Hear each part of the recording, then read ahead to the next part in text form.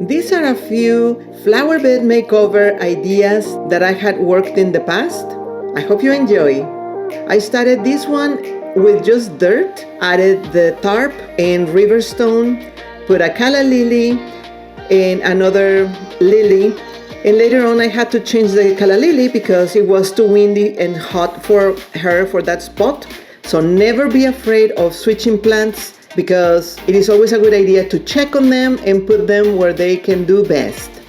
This other flower bed started as a bunch of weeds that included peppermint, so I worked on removing the weeds. It was a lot of work.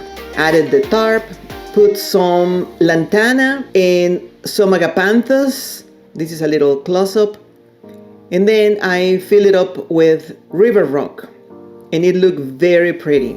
Excuse the weird angle. This is one of my favorite lantanas, so gorgeous. This is the largest flower bed in that yard. It had a jungle of weeds as well, so we started working on that. These are the plants I selected for the spot, which are really good for the heat and drought tolerant.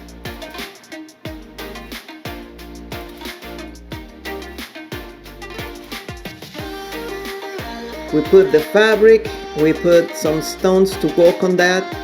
Mostly those stones were for my cat to walk on him. He likes walking on little stones and little paths. This one, instead of the rock, I put wood chips.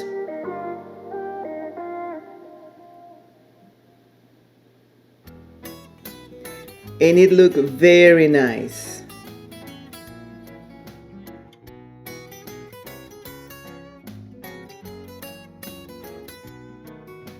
That's my husband putting the drip system.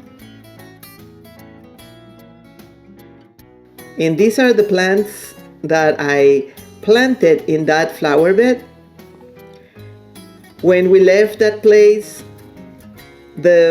all the bushes were around 3 feet tall and really bushy and healthy.